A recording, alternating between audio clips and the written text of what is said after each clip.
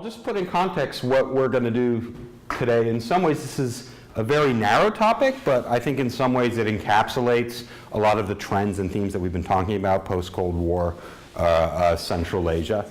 And it was also a topic that had me studying bases not only in Central Asia, but after I got lessons of Manas, that's what we want, that had me actually undertaking research in places of the world I never thought I'd go to. I searched Japan and South Korea and Turkey and the Azores. So I'm happy to talk about all these cases, but in this particular case, sticking to our theme, I want to talk about US and Russian and local attitudes towards the US military presence 2001, 2014.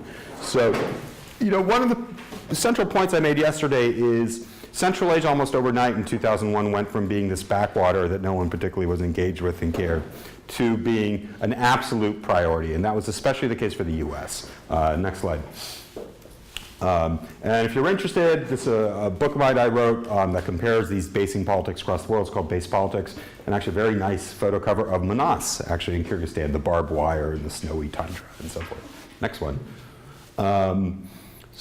Next one.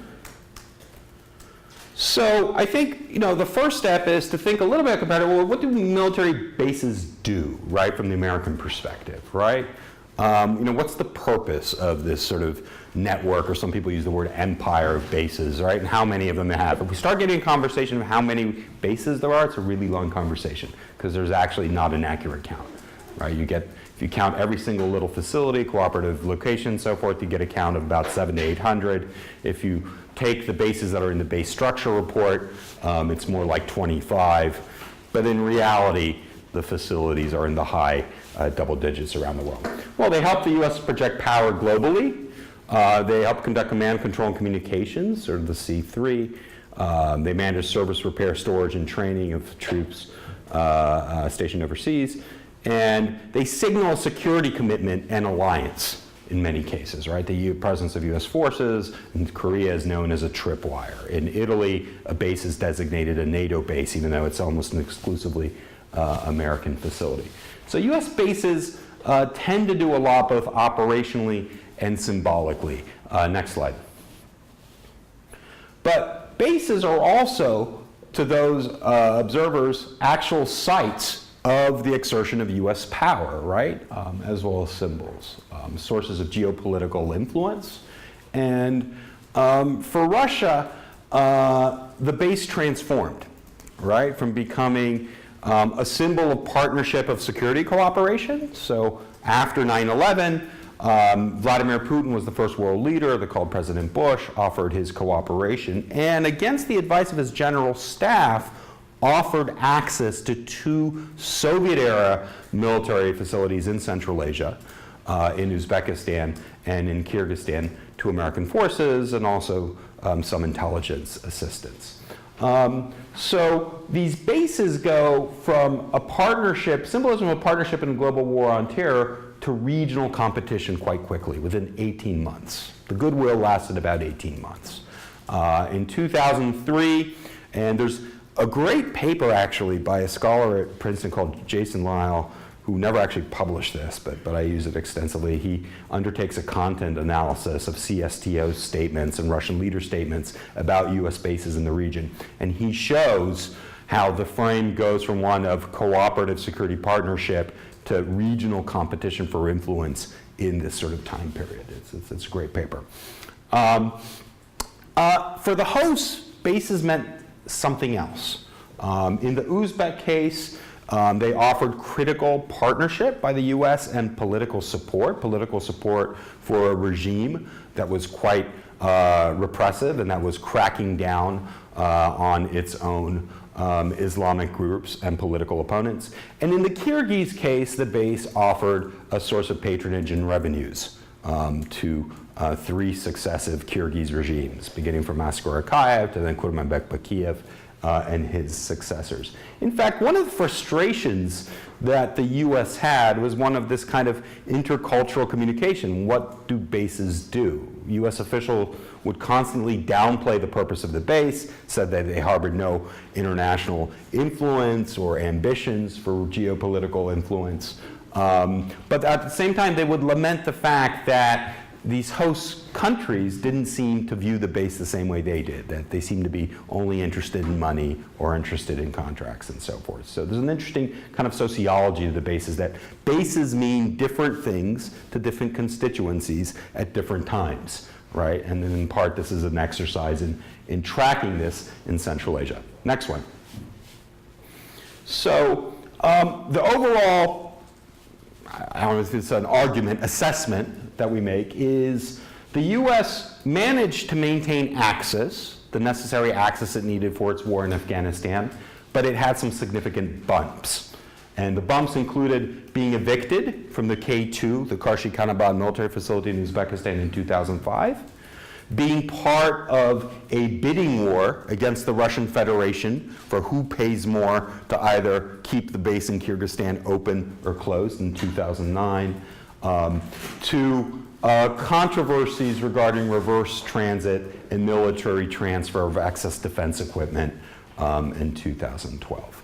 At the same time, right, while these hard power objectives were, I think, overall achieved with these notable bonds, you saw a real decline in US soft power over the time. Perceptions of US as a values actor significantly decreased. Perceptions that the US practices double standards increase, and this is what Dan Nexon and I in an article in Perspectives of Politics have called sort of rising hypocrisy costs. That you see the spotlights precisely because the US is offering benefits to regimes in Uzbekistan and in Kyrgyzstan to maintain access to the base, that it starts to become incompatible with this idea that the US is actually interested in good governance and promoting democracy and values and so forth. So that's the kind of tension the US manages in all this. Next one. So back to our map, right? The proximity of US and Russian military facilities. So for these purposes, we're going to look at Karshi-Khanabad, which is here in the south of Uzbekistan, very near the Afghan border. That one gets set up very close after 9/11. So the first US troops show there in October. And actually, they were flying drones there before 9/11 too. But that's still a matter of underreporting. And there is a base that's established. They need a second facility. Dushanbe is explored, ultimately rejected, but instead they request permissions to base out of the civilian airport in Bishkek, which has just had its runway refurbished, which has plenty of parking space that can host the refueling aircraft and the point-to-point aircraft. So everyone flying into Afghanistan gets staged actually in Karshi-Khanabad or in Bishkek, and after 2005 exclusively in Bishkek, and then they get shuttled in and out from there. It becomes a transit center. So these are the two main facilities. Next one. And then this is a slide of a northern distribution network. I'm not going to talk so much about this, but just a reminder that post-2008, the US engages in a set of broad logistics agreements to sort of ship in and truck supplies all the way across the Eurasian landmass to get supplies into Kabul here. We had made for Great Games local rules, but they also include various sort of truck and rail routes and air routes and so forth. Next. So K2 is in Uzbekistan, established for logistical and air support, takes over Soviet era field, and with it comes actually renewed very close cooperation between Uzbekistan and the US, and actually between US and Uzbek security services. Uzbekistan gets a big chunk of US security assistance in 2002, and also gets a number of different other kinds of foreign aid approved for that year. So there's kind of a tacit quid pro quo here, but the security partnership. Next one.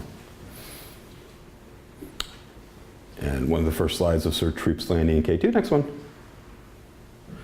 And it leads to what is now a famous or infamous agreement, March 2002, in Washington, D.C., an Uzbek-U.S. broad cooperation agreement, White House meeting between Islam Karimov, President of Uzbekistan, President George W. Bush, where Bush agrees to target the Islamic movement of Uzbekistan, which Karimov says is a security threat that has ties to al-Qaeda, and provide aid to Uzbek security services. And in return, Karimov pledges to provide basing facilities, and also he's pressed on political reform. So he pledges in the same document, this cooperation agreement, to guarantee press freedoms and human rights. All right, next one.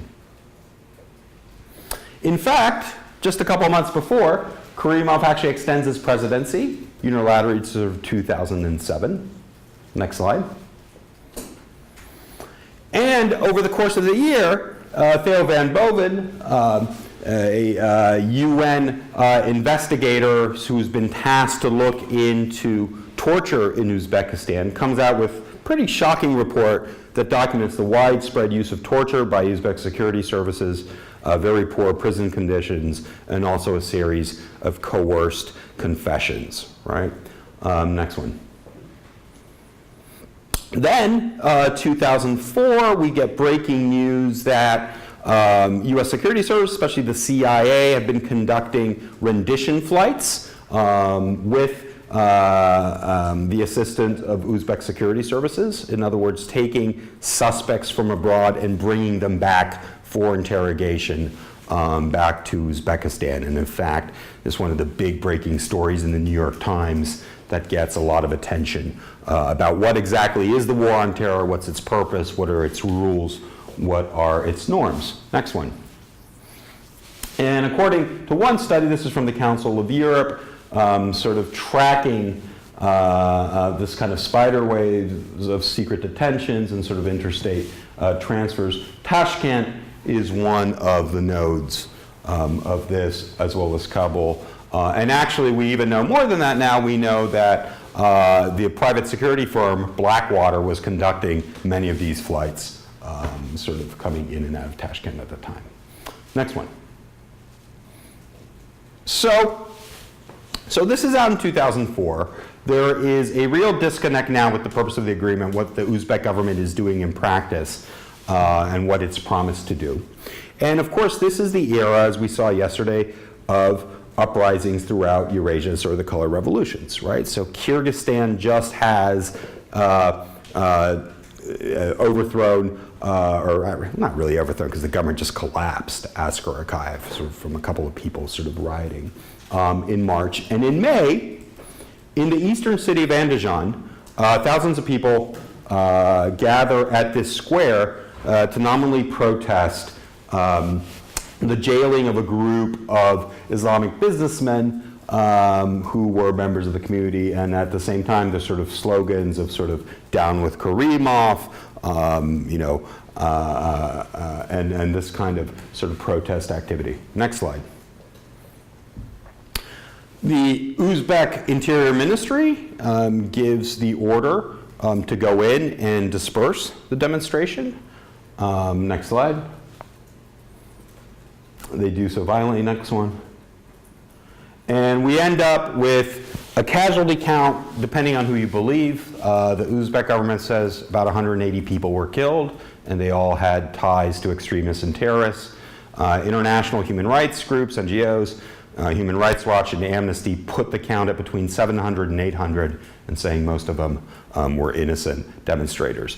In any case, this count would elevate the Andijan crackdown, some people call it the Andijan massacre, to the most violent, the highest set of casualties of a government crackdown since Tiananmen Square, right, 89. Okay, next slide. All right, so Andijan happens, and the US now has a real problem. Actually, noted conservative supporter of Bush, Bill Kristol writes this op-ed. Yes, Bill Kristol wrote an op-ed about Uzbekistan entitled Our Uzbek Problem. Now, Kristol doesn't really care about Uzbekistan, couldn't care less. What Kristol does care about is the war in Iraq, and he's one of the main proponents of it. And the main point he makes in the piece is, look, we can't be sort of fighting to support democracy and eradicate sort of,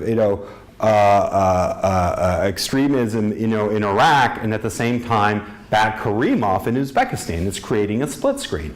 And indeed, it was creating a split screen. You got a lot of coverage of this from Al Jazeera, for instance, that was juxtaposing scenes of what was going on in Fallujah with scenes from Uzbekistan.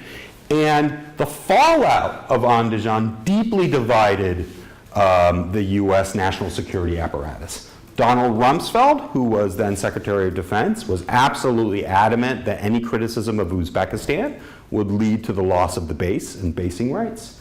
Condoleezza Rice, who was at the State Department, made the infamous quote to Stephen Hadley, the NSC, human rights trumps security on this. Interestingly enough, I'm sorry that the photo's blurred, it's the only one we have actually.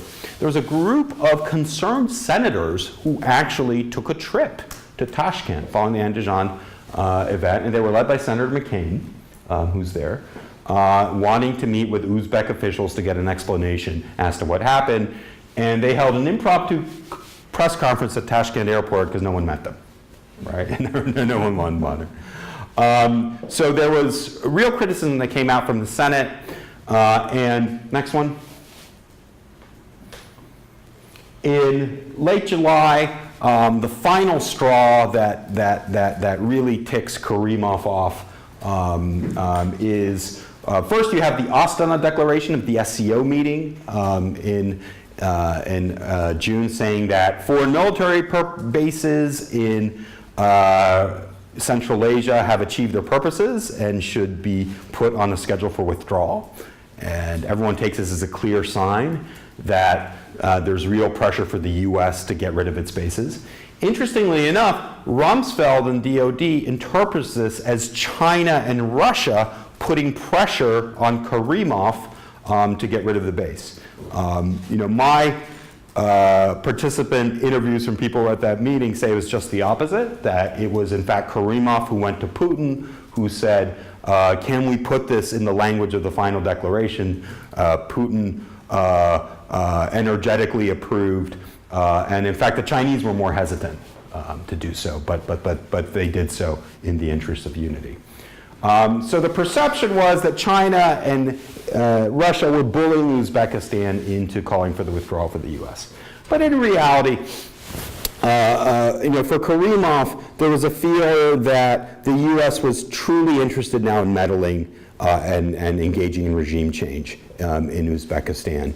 And his final straw is when the US backed a UN resolution. From Andijan, there were a group of displaced refugees that went across the border into Kyrgyzstan, and they set up camps. And so the US backed a UN effort to resettle the refugees from Kyrgyzstan and take them, mostly grant them political asylum in Europe. And the minute the US backed that, the following day, instead of returning them to Uzbekistan, where the perception was they were subjected to be arrested and tortured. The following day, a messenger in Tashkent hand delivers a letter to the US Embassy that invokes the eviction clause, activates an eviction clause giving 6 months notice that the base has to be removed. Everyone's out by November. The seeming geopolitical triumph is complete as Uzbekistan not only evicts the US, but it joins the Russian-led CSTO.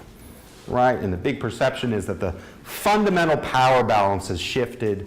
Of course, China and Russia strongly backed Karimov after Andijan in terms of sort of his efforts there. As I mentioned yesterday, Uzbekistan would stay in the CSTO until 2012, and they withdrew again. Next one. Okay, so that's Uzbekistan. So the Americans are out of Uzbekistan, and that leaves one facility. Manas and Bishkek over here. So the eviction in 2005 has a number of effects. One is the US is genuinely panicked and concerned. Now this is the only footprint that it has, and it doesn't seem like it's going to get it back from Uzbekistan. But meanwhile in Kyrgyzstan, as a result of the Tulip Revolution, we also have another change in government. Kurbanbek Bakiev is part of the coalition, right, that opposes Akayev, and he's interim president. And in the elections before the July, see, it's all happening in July 2005, he campaigns on a platform that stresses two things. One is sort of tying back to China, that the Akayev's government gave away Kyrgyz territory in the border negotiation with the Chinese, singling out the foreign minister, Iman Aliyev, for this. And the second one, he campaigns on the idea that the Americans have used Manas for peanuts, and we're going to elevate the rent. And so he starts talking about making the Americans pay a rent of about $200 million a year. And so that's the campaign. So it's both sort of these questions of kind of strong on Kyrgyz sovereignty and nationalism. Nevertheless, the threats are a concern because now the U.S. doesn't have options, right? It has just Manas it has to use. Okay, next slide. So this is what Manas looked like in 2002. Makeshift tents that were put up, almost sort of kind of this expeditionary sort of quality. It looks very, very different 12 years later. It has developed facilities, housing, an arcade, multiple restaurants. Next one. And this is a sense of the kind of aircraft that they're landing in there. C-5 Deckers, really big aircraft. Next one. So I want to sort of further subdivide what happens in Kyrgyzstan into kind of three eras, kind of three sets of base politics. So from 2001, 2005, the base isn't really viewed as much of an issue. People know that it's there, it's going on, but there's even sort of an economic boost that comes from the base. For its first year and a half, 2002, the base is multinational. There are actually 8 nationalities that are using it. Even the South Koreans are there with a medical division. The Spanish are there, the Italians are there, the French are there, all part of the multinational mission. So its character seems different too. And of course, there's initial Russian acquiescence. And also, there are issues associated with the base, kind of the rowdiness, especially in downtown Bishkek, fights between service members and locals. There's even a DWI incident where someone is killed as the result of the drunk driver. And actually, at that point, which then is 2003, the commander bans troops, personnel, from going to town without permission. Of course, contractors are more than actual DoD personnel, so they continue to interact. And it's hard to distinguish between contractors and who's an actual U.S. Service officer. So the other part of this is that there's a set of economic incentives that the Americans are paying in inducements to smooth the overall reception of the base. Next slide. So, for instance, one of the very kind of curious quirks of what they negotiate is they agree to pay civilian rates for every takeoff and landing from the base. And you saw aircraft like that amounts, and since it's done by weight, that amounts to about $7,000 per takeoff and landing. Right? So there's a set of economic inducements to get the Kyrgyz to comply with what they're doing. Now, I'm going to get to this towards the end too. 2005, 2010 is this era now, the second era. Bakiev comes in and he's determined he's going to renegotiate the rent, right? And so he negotiates an agreement, which is the 2006 agreement. And this is one of these cases where the 2006 agreement is just really too cute, right? The U.S. has the standing policy that we don't pay rent for bases. Right? And the Kyrgyz side is asking for rent. So what do? You count things that you give as aid as part of a rental package, right? And so this document that's produced in 2006 affirms that the actual rent itself is $17 million, up from $2 million, and that the U.S. commits in partnership with Kyrgyzstan and caring about Kyrgyzstan's development to provide $150 million in assistance every year. Okay? So they're kind of fudging it, right? They're indicating they'll provide $150 million in total aid. Well, after a year of this, the Bakievs are like, well, this stinks. Like, we don't think Peace Corps. We couldn't, that's your thing. We don't care about these kinds of projects and things. Why is humanitarian aid counted in this either? All right, so there's real sort of venom in this. In fact, I kind of saw this sort of firsthand, sort of being grilled by some of the Kyrgyz government in 2007. Like, why are these things American aid? I'm like, I don't know. You're asking the wrong person. Next one. So this leads to then one of the more dramatic episodes in post-Cold War Central Asia. It's early 2009. The economic crisis has hit the region, and especially in Kyrgyzstan. And at a joint press conference in Moscow, Bakiev and then Medvedev announced that Manas is to be closed, terminated, and Bakiev says the base is super unpopular now. It's like it's served its mission, it's super unpopular, and an aid and investment package is announced that the Russian Federation will provide $2.3 billion in aid and investment, including investment in hydro power plants developed in the Kyrgyz Republic, and then the base is going to be closed. And so there's an official denial that this is a quid pro quo. We just happen to be announcing these things at the same sort of press conference. So then what does Bakiev do? In great kind of Village Bazaar fashion, he waits for the first Russian tranche of aid to come in, which is a $300 million. And the minute that hits the bank account, he turns to the Americans and he says, yeah, can we do some sort of other deal on this? Just let's not call it a base, right? And so sure enough, behind the scenes, they start negotiating. Meanwhile, on the US-Russian bilateral side, Mike McFaul is having consultations here and basically saying, look, this is really going to disrupt the reset if we allow this eviction from Manas, and after all, this is an effort in Afghanistan. And so Medvedev says, okay, you guys can re-up. The guy double-crossed us. He owes us sort of $300 million, but we'll allow this. And what happens is two main things. Manas Air Base becomes Manas Transit Center. You can't call it a base anymore, right? It's the transit center. So the name is changed.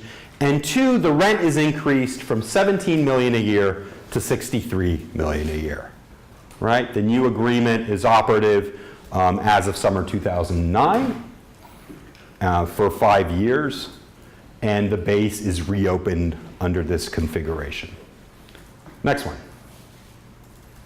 And so here's just a chart. This is the overt rental quid pro quo that was paid for the base. So we start out at $2 million and all these sort of parking fees and so forth.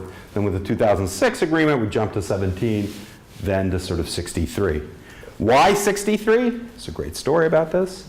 63 million is chosen because it is the amount of rent that the US, which doesn't pay rent, pays to the actual most expensive host, which is that of Djibouti. So the Kyrgyz find out that the US pays 63 million to Djibouti, and they say, well, if we're that important, you're going to pay us the same as you pay to Djibouti.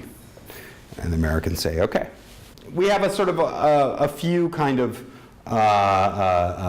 lessons here, but just get to the third era, 2010, 2014, another regime collapse. And this time it's bloodier, right? Bakiev opens fire on people. And so we have dozens of people who are killed. Eventually he goes in exile in the south, and he goes exile into Belarus. His son is stranded, but he ends up getting out, and he's given sort of asylum in London.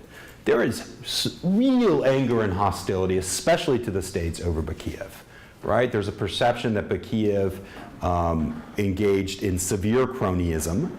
In fact, his son, just a few months before the collapse, had set up a state investment fund where he directed that all foreign aid and all investment would have to go through his fund. Tatiana Gefeller, the ambassador at the time, is said to have said after a sushi dinner with Maxim Bakiev, that is, he is smart, corrupt, and a good friend to have. And so that got her in real hot water when that leaked. And there was a general sense that the U.S. had tolerated all of this in the interest of basing rights, in the interest of basing access, that's the only thing that it really particularly cared for. So one of the things McFaul does when he goes to Bishkek, he sort of takes a survey, and he sees that there's just some really basic things going on that the U.S. does. It doesn't have a website. It doesn't have an explanation for mission purpose. It doesn't do any of the normal sort of community relations thing, in part because it wanted to keep a global profile. Next. So a really set of weak public relations. At the same time that this is going on, stories about the base are running all the time in the Kyrgyz press, right? And a lot of them are Russian language, a lot of them are disinformation, but a lot of them are looking at scandals related to the base. So the base is becoming more and more unpopular, and actually the Americans aren't responding. So people talk about sort of different cases of information wars. To me, this is like one of the prototypical examples. Right? The US actually just didn't engage on this.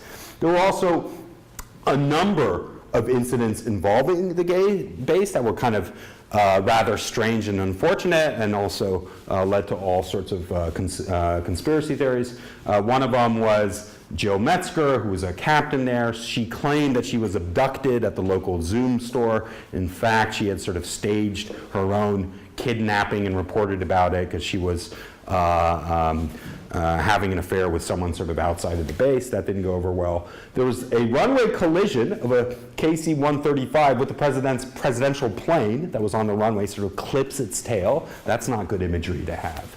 And then the worst citizen was what's known as the Hatfield shooting. A Kyrgyz Russian worker, Alexander Ivanov, was shot outside of the base. He was bringing a transportation truck, a fuel truck, in December 2006. Hatfield had just come from a posting in Iraq. By all accounts, he was mentally unsound and jittery. And he claims that Ivanov went for a knife. In fact, after he shot him, investigators found that Ivanov had just reached for his nail file that was in here. And this incident just explodes all over Kyrgyz press, actually all over the Russian press too. Next one. And so, oh yeah, just one point here, I think, just news stories on the NUS typically get 2 to 3 times more readership than any other story, according to reps from AKP Press. Next one. Okay, and then this is like a lesson to not to handle crisis management, right? It's sort of, I teach it as that. So accidents happen, but the problem with base-related things, and this goes for Okinawa, Korea, and so forth, how you handle an accident or an incident crystallizes perceptions of your relationship and how you view the country itself, right? And in this particular case, the commander authorizes an initial $1,000 payment to Ivanov's widow. It is going to be followed by a company's insurance policy of $50,000. But as soon as the commander offers the widow $1,000, what do you think the headlines are? Trying to pay him off. Trying to pay him off. Kyrgyz life is worth $1,000 to Americans, right? This whole thing. So it was really, really dumb. Then every base has what's known as a SOFA, a status of forces agreement. In some cases in SOFAs, in NATO SOFAs, there's a thing called concurrent jurisdiction, depending on the category of crime and whether it's committed on duty or off duty. Criminal jurisdiction gets assigned to that respective state. There's no such SOFA in Kyrgyzstan. So the Kyrgyz SOFA is very one-sided. It's the US has jurisdiction of its personnel all at once. So Hatfield has committed a crime, according to the Kyrgyz. He's not mentally well. But the US doesn't allow Kyrgyz investigators to question him, and instead he gets wheeled off. The other big problem is that for legal reasons, people at the embassy and at the base don't apologize. They don't apologize because apologizing will, they argue, subject them to sort of civil penalties and sort of lawsuits. So they express regret. They call the incident unfortunate, and then this snowballs and becomes a thing. Americans refuse to apologize. So the whole thing is really just a lesson. I mean, it's a tragic incident, but a lesson how to not to manage your country's sort of perception in a particular place. Next one. Yeah, so here's the non-apology. Here's the official statement from 376. The United States extends its sympathy to Mrs. Ivanova and her family over the loss of her husband and recognizes her emotional and financial hardships. Wow, would that console you if you got that? Next one. Okay, let's talk about quid pro quo, because I'm saving this for last. So yes, there's this formal rent, $2 million, $17 million, $63 million. But that's actually not the real quid pro quo. The real quid pro quo, and there's the commitment of aid and so forth. The real quid pro quo comes from the actual contracts that the base engages in and deals with. And this is a lesson in how contracts necessary to operate the base become part of a patronage structure that fuels corruption associated with the base. So if you're a military base and you're refueling aircraft and you have very heavy cargo aircraft, what's the one thing you need a lot of? Gas. Gas! Well done! You need a lot of gas.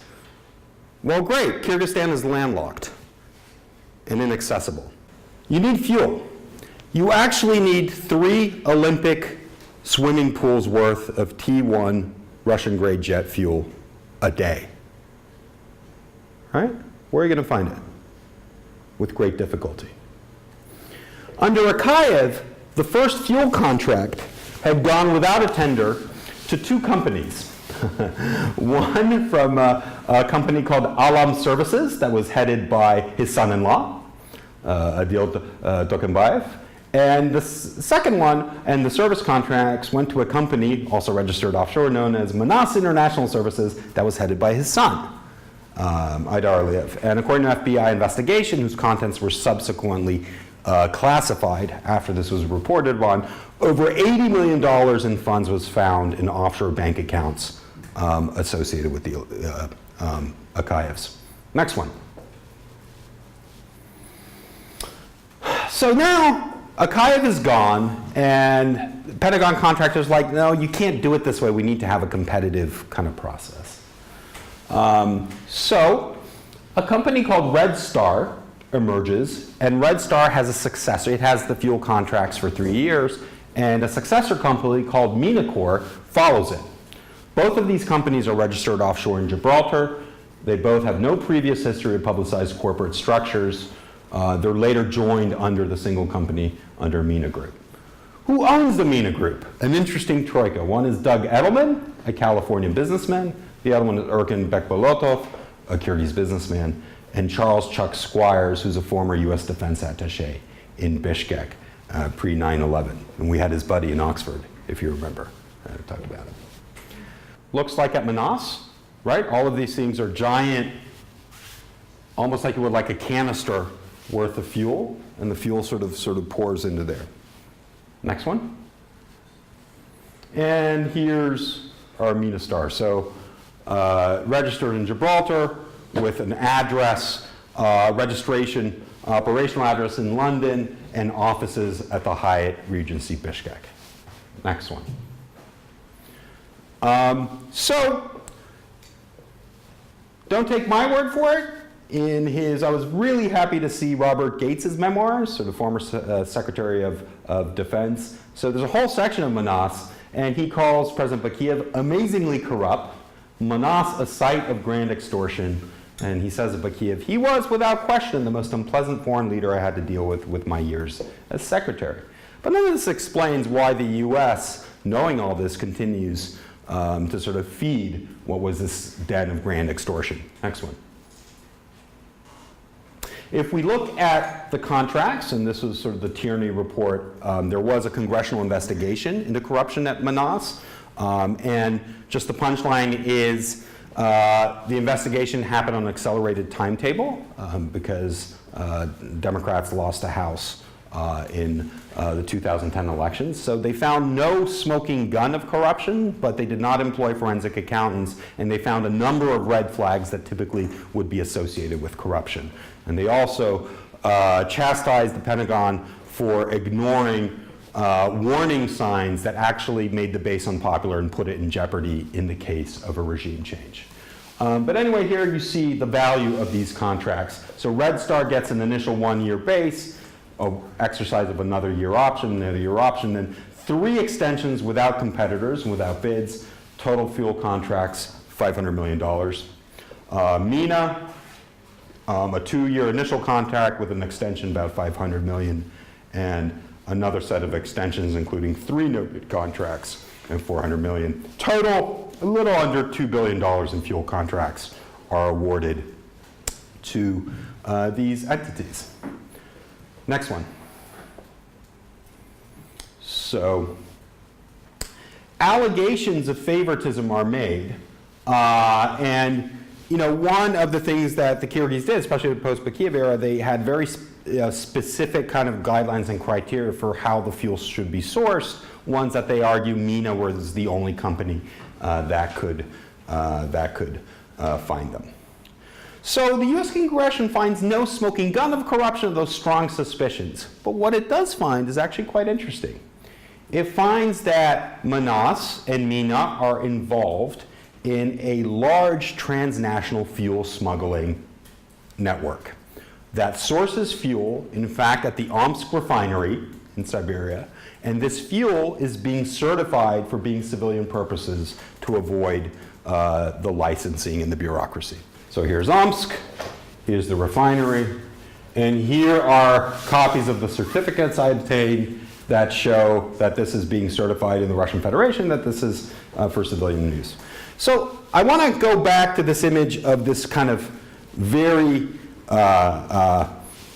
almost crude competition where Bakiyev turns around, he takes money from the Russians, and then he turns around and demands more from the Americans, and this is how the great game is played. Maybe.